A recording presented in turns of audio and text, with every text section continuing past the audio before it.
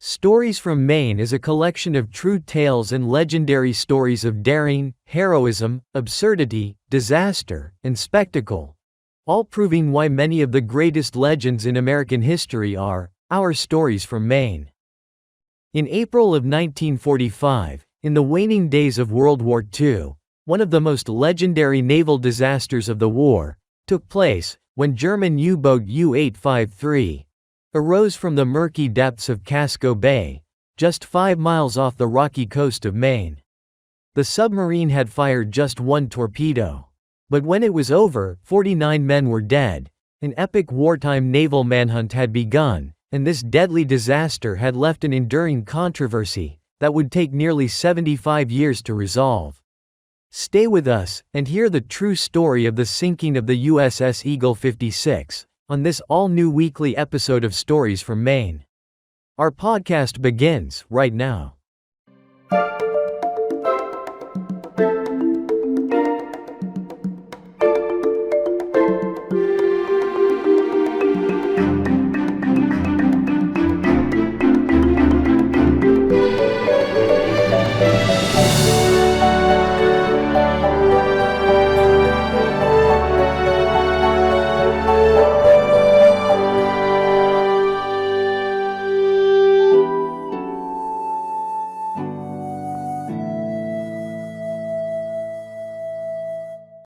This is our Stories from Maine weekly podcast for the third week of April 2025. Stories from Maine is authored by historian Lori Suzanne Dell. Her books, Stories from Maine and Stories from Maine 2, as well as all of her books, are available through book retailers and can be found on Amazon. You can follow Stories from Maine on Facebook, YouTube, Instagram, and Spotify at Stories from Maine. And you can email us at storiesfrommaine@gmail.com.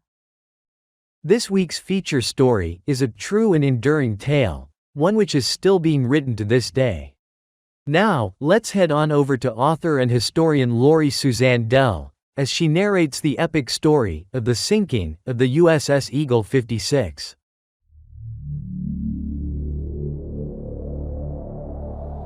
In April of 1945, World War II in Europe was in its last days, and victory was close at hand.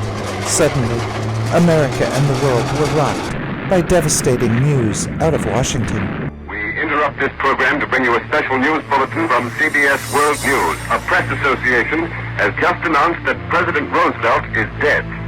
The president died of a cerebral hemorrhage. All we know so far is that the president died at Warm Springs in Georgia. With victory in both Europe and in the Pacific so close, FDR's death was seen as a threat to victory. And Harry Truman was now the president.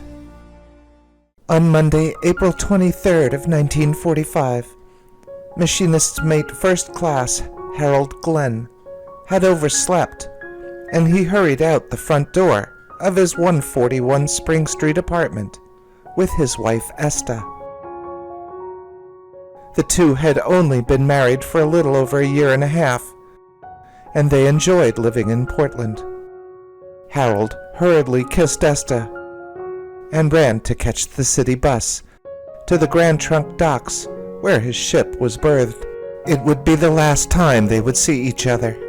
In Brockton, Massachusetts, Ivor Westerland was also running late. He kissed his wife and 4 children and ran to catch the bus bound for Portland. Though Seaman First Class James Cunningham hailed from Tennessee, he had joined the Navy at the start of the war. He was the only African-American crew member rushing to the dock, and he had a bad feeling about this mission. John Luttrell, Harold Peterson, and John Breeze, as well as Lieutenant John Scagnelli, also rushed to the docks to board their boat. Since June of 1944, the USS Eagle 56, a patrol escort and subchaser, a leftover from World War I, had been attached to the Brunswick Naval Air Station and was assigned to Portland Harbor. With her crew of 62 officers and crewmen, She was there to protect everything. By 8:15 that morning, the full complement of officers and crew of the USS Eagle were aboard. Eagle navigated through the mined entrance to Portland Harbor and headed out to Casco Bay, towing a target for a day of training exercises just 3 miles off the shores of Cape Elizabeth, with aircraft out of the Brunswick Naval Air Station.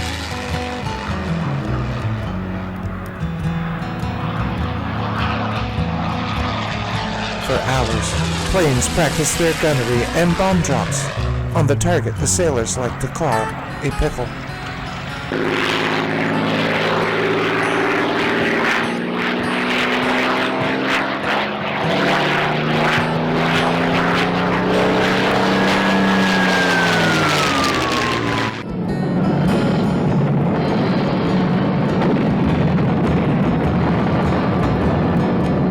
After hours of practice, the planes returned to the Naval Air Station in Brunswick. The USS Eagle 56 was now alone in Casco Bay. By noon, the Eagle came to a dead stop. Good evening, Mr. North and South American. By shortwave overseas, let's go to press. Flash. Guam. The crew took a break to have lunch and clean up from the morning's exercises. London. The diplomatic quarter said tonight that Prime Minister Churchill is prepared at a minute's notice at any hour to go before a microphone and announce that the European war is over. Seaman First Class James Cunningham still had a bad feeling.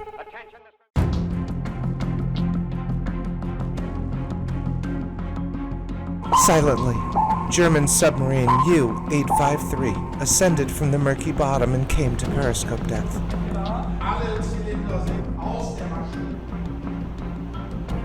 853 targeted the USS Eagle and fired 1 torpedo.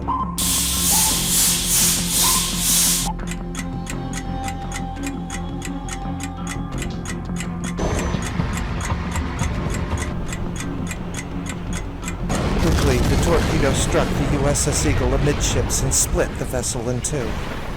The 62 men of the USS Eagle were now, suddenly, 62 victims of war. 14 minutes after I was relieved, the torpedo hit. I was down below in my quarters. It was right after noontime, chow. The explosion happened, which physically picked me up and threw me up against the bulkhead, and I received my scalp wound as a result of that. With only seconds to spare, John Scagnelli emerged from the bow of the USS Eagle. He was bleeding, but alive. Pulled up the fantail and jumped off of where the depth charge racks were, because the water was 38 degrees that morning. The destroyer, USS Selfridge, was patrolling in the area and witnessed the plume of water caused by the explosion. Selfridge immediately came about and made way toward the Eagle. Survivors scrambled to climb out of the wreckage into the frigid and oil-thickened sea. And just 2 miles away, the lightship Nantucket also raced to the scene. Surprisingly, the U-853 arose through the waves, while the survivors of the Eagle struggled in the frigid sea. Oscar was right behind me, and he said, "Hey, Breeze, look, there's a sub." And I looked off the port quarter, and sure enough, there she was. But with the USS Selfridge bearing down, 853 quickly slipped back beneath the surface. 15 minutes after we went over the side, Oscar said, "Hey, Breeze, there's a ship." I thought he was lying to me, but I looked over my right shoulder, and there was the Selfridge. Selfridge quickly began plucking Eagle's crew from the water. Then, the Selfridge picked up a sonar contact and turned to commence attack. The Selfridge pursued the U-853 and began dropping depth charges. As another ship, the USS Wolsey, was quickly hurrying to the scene. When the Wolsey arrived, she took over the hunt for U-853, which had been joined by the USS Craven, USS Earl, and USS Everett. Within the hour, a total of 11 ships of the United States Navy and Coast Guard were searching for the submarine.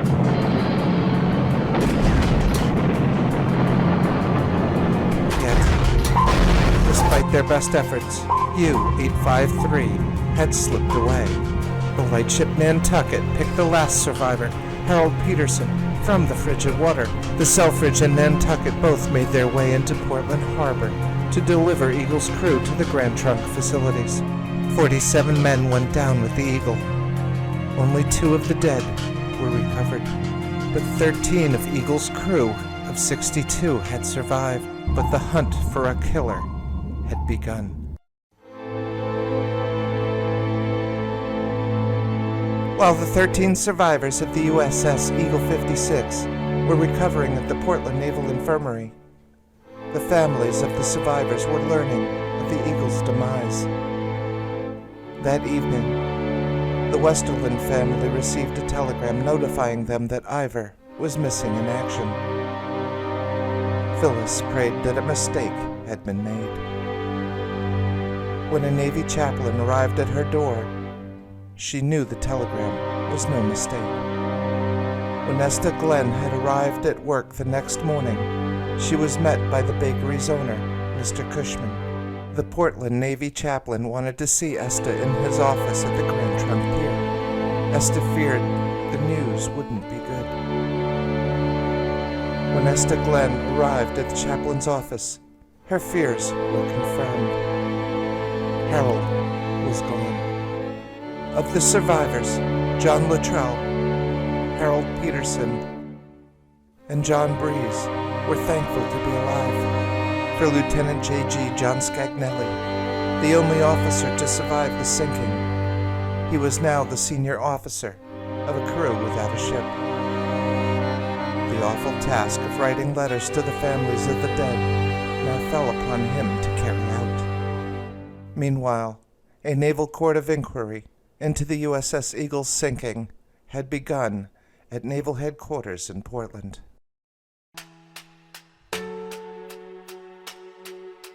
However, the U-853 was still lurking in Maine waters, and she was detected near Monhegan Island.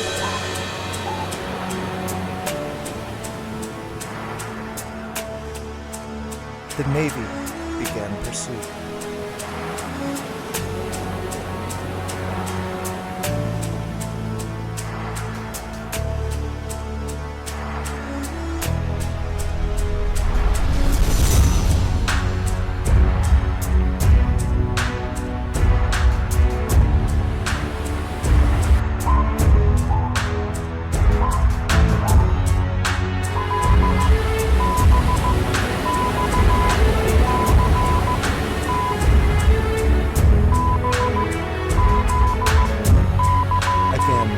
Depth charges and hedgehog attacks were deployed.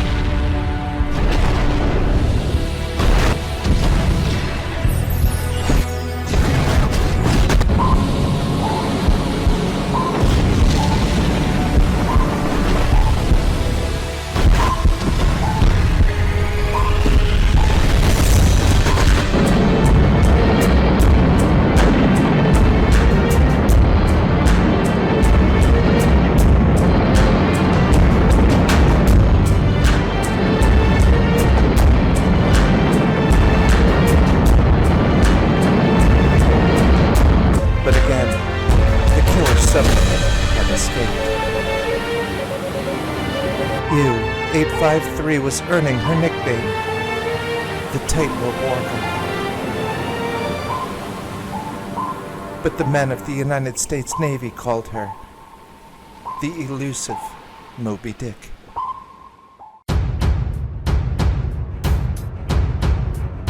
Then, an unarmed U.S. Navy Hellcat witnessed the U-853 on the surface just off the coast of Cape Cod in Massachusetts. Yet, the sub once again slipped away. Exactly 1 week after the sinking of the USS Eagle 56, Hitler had committed suicide, while Germany was on her knees and surrendering. Gross Admiral Karl Dönitz had become the new Führer. And with the German surrender imminent, ordered all Kriegsmarine in the Atlantic to cease operations and return to base. But U-853 was not ready to quit, and she was spotted just off the coast of Block Island by an aircrew out of Quonset Point Naval Air Station in Rhode Island. He says there's this German submarine there just east of Montauk Point, Long Island. And I looked out and there it was. German submarine on the surface. All we had was gasoline in our tank, no weapons, so we couldn't go after the sub. The tightrope walker escaped again.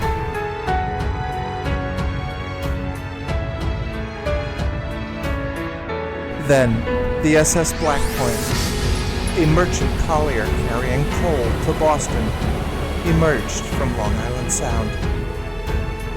She had a crew of 46 men, 5 of which, including the captain, were men from Maine. And U-853 was waiting for her just off the Point Judith coast. The U-853 targeted the SS Black Point and launched just one torpedo. The Black Point was struck aft of midship, and the ship sank in 15 minutes. Because that's when they hit the fan. And hell, everything, the clock came off the bulkhead, the barometer fell off, the windows shattered, the doors blew open in the pilot house.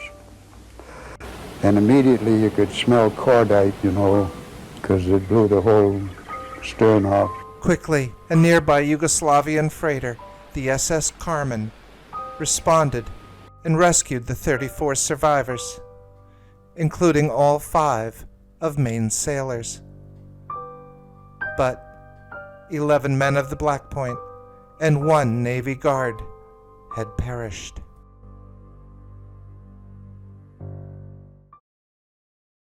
By 7:20 p.m., United States Coast Guard and United States Navy warships were now hunting the rogue submarine. 15 warships, numerous planes from Quonset Point, and 2 naval blimps from New Jersey joined in the search. For nearly 17 hours, the hunt was relentless. Depth charges and hedgehog attacks were merciless.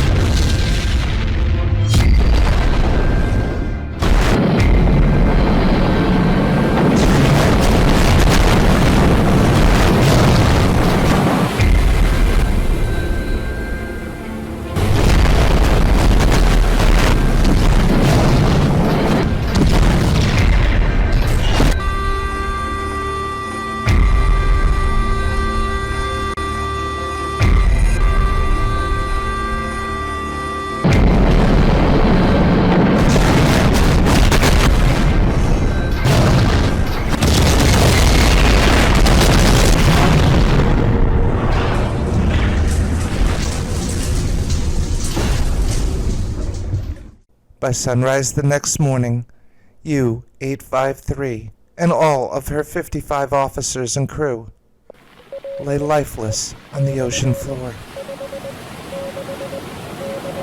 The USS Eagle and the SS Black Point had been avenged.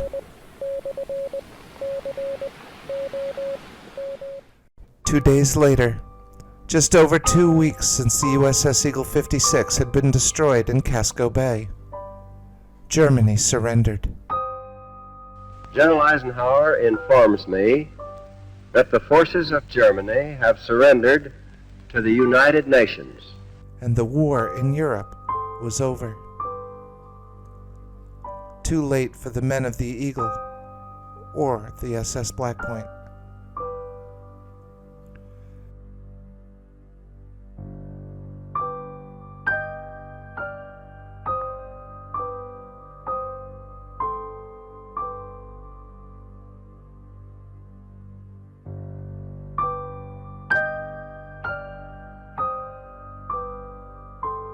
On May 9th, over 2 weeks since the loss of 49 men in Casco Bay, the public was finally told of the sinking of the USS Eagle 56.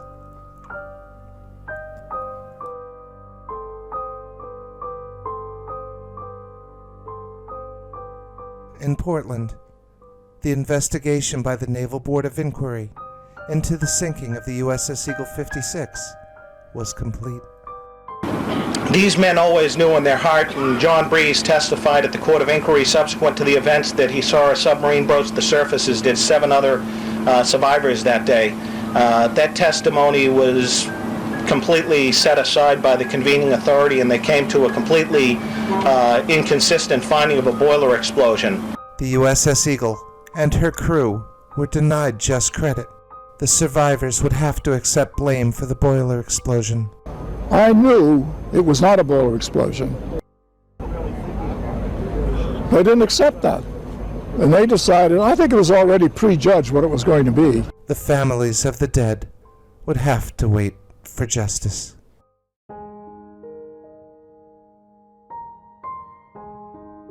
"53 years later, in Brockton, Massachusetts, Paul Lawton, a lawyer and naval historian, began looking into the sinking of the USS Eagle 56.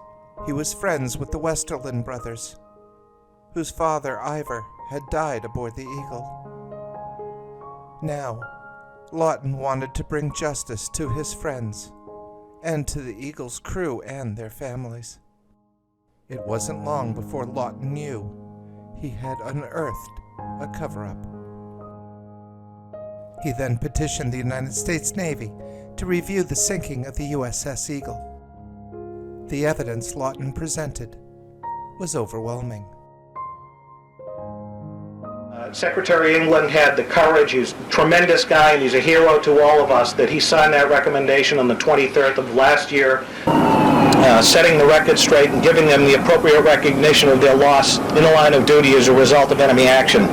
This is a historic event. This is probably, I believe, a precedent-setting event that the United States Navy has reversed naval history, changing the loss of a warship with significant loss of life in the very last days of World War II from non-enemy action to enemy action. 3 of the remaining survivors of the USS Eagle 56 were honored aboard the USS Salem in Massachusetts. Lieutenant John Scagnelli, John Breeze, and Harold Peterson were the last living survivors of the Eagle. First, would like to present the Purple Heart to Lieutenant Scagnelli.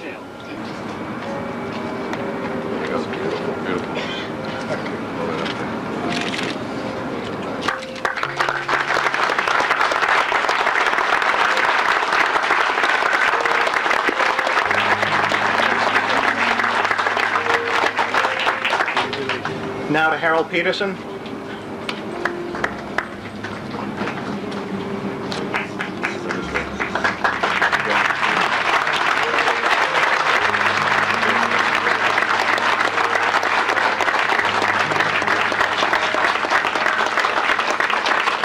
Thank you. And I want John Breeze to come up here and be recognized by the crowd as well. Mr. Breeze. Finally, the families of the Eagle's dead and those who survived received justice. A lost World War II U.S. Navy warship sunk off the coast of Maine has been found by a private dive team off the coast of Cape Elizabeth. Divers from the Nomad exploration team braved the hazardous waters of Casco Bay. After 4 years of exhaustive search and dozens of dives to the ocean floor, these men had finally found the USS Eagle 56.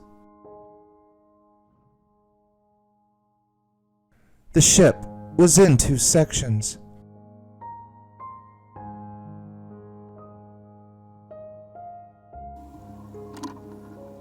You get down there, you're swimming along, and you're this mud bottom, and then all of a sudden you see this giant wall of steel. And so that wall of steel, you head up, you start swimming up, you see that, and then you start to see the gun and the other machinery, and you realize that you've got a shipwreck. Then, despite the dangers of unexploded depth charges still on the Eagle's stern, divers located both of Eagle's boilers. So we finally found the boilers, and they're intact. So this past summer we went down, we started swimming along, we found some wreckage, followed the trail, found these 2 intact boilers that looked like you could just lift them up, put them in the ship, and we'd be ready to go again. Conclusive evidence. The Portland Board of Inquiry had it wrong.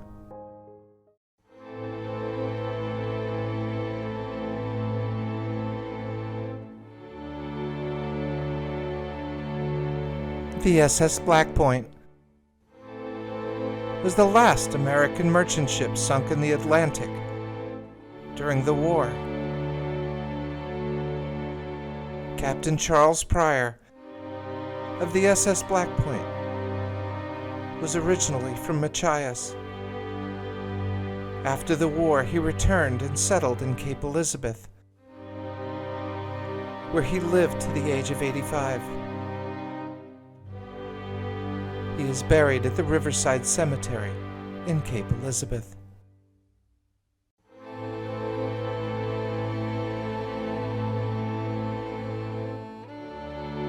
In the last days of the war with Germany, the U-853 became the last German submarine sunk in the Battle of the Atlantic during World War II.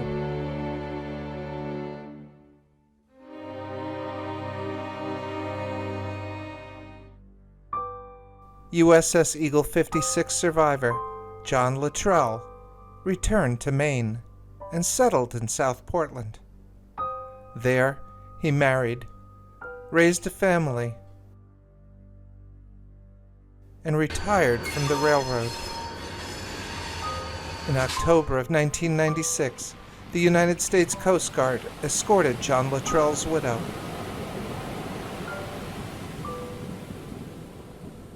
to the last known location of the USS Eagle 56. His ashes were scattered over the wreck site. It was Luttrell's last wish to be reunited with his crewmates.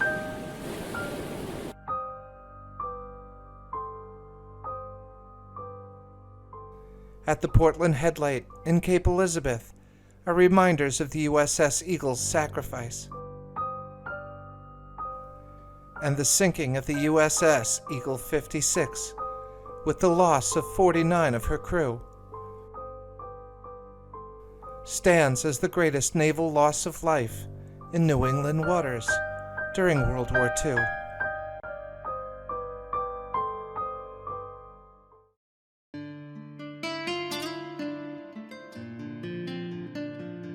Maine singers and songwriters Stanley Keach and Jeff Tripp, who often create songs about Maine's history, and were both inspired by the story of the sinking of the USS Eagle 56, collaborated to create an original song to commemorate this epic story which stands as one of the most courageous and long-enduring of our Stories from Maine.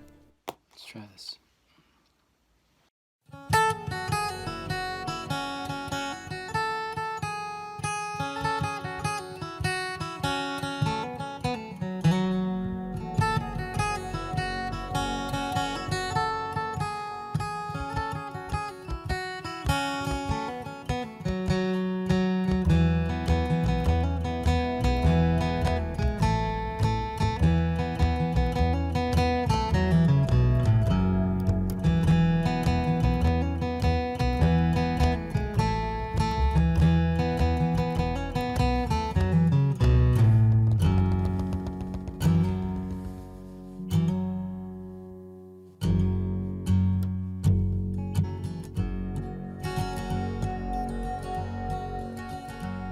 It was at the end of World War II, and oh, what the war had cost.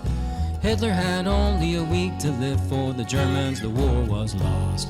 The USS Eagle 56 out of Portland's naval base sailed through the mines in Casco Bay, towing targets into place. For routine bombing exercises out on the choppy sea, no one suspected the kind of day that it would turn out to be. The Eagle was an escort ship with a seasoned naval crew. Counting the captain, James Early, their number was 62. Meanwhile, down in the murky depths, under the frigid sea, there lurked a long, dark submarine, the German U-853. Her targets were American ships. Her game was to hit and run. Deadly torpedoes ready to fire, though the war was almost done.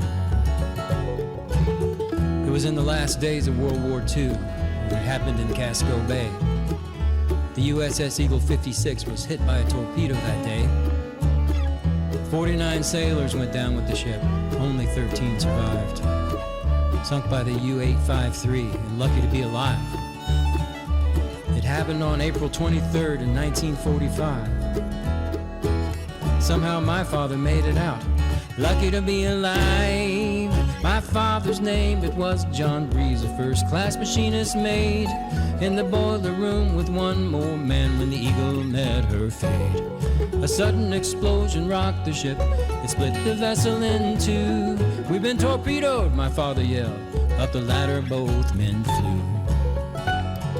Somehow they made it to the stern. From the fantail there they leaped into frigid waters, measuring only Fahrenheit 38. Some 4x4 wooden beams afloat, flotsam from the ship, then saved 13 survivors, so cold they could hardly grip. Some died when the ship blew up, but many dove into the waves. Most of them lost their strength and sank before they could be saved. Then a few hundred yards away, rising up out of the sea, came a long dark German submarine, the U-853. Just then on the horizon, and racing toward the scene, a U.S. destroyer posed a threat to the German submarine. Whether the U-853 had died beneath the sea, leaving sailors riding in the tide in 38 degrees. It was in the last days of World War II, and it happened in Casco Bay. The USS Eagle 56 was hit by a torpedo that day. 49 sailors went down with the ship, only 13 survived. Sunk by the U-853 and lucky to be alive. It happened on April 23rd, 1945. Somehow my father made it out, lucky to be alive.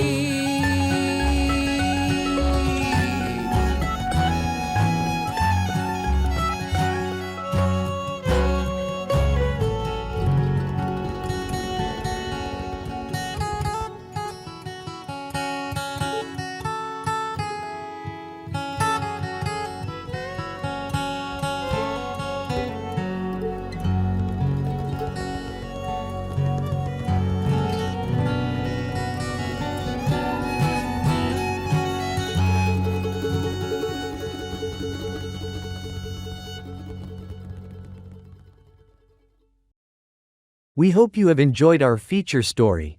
Please join us again next week for another all-new episode of our Stories from Maine podcast. Thank you for listening. Stories from Maine is a registered trademark of Lori Suzanne Dell. All original content is copyright 2025, with all rights reserved. You can email storiesfrommaine@gmail.com. In the meantime, please follow us on Facebook, YouTube, Instagram, and Spotify. See you next week.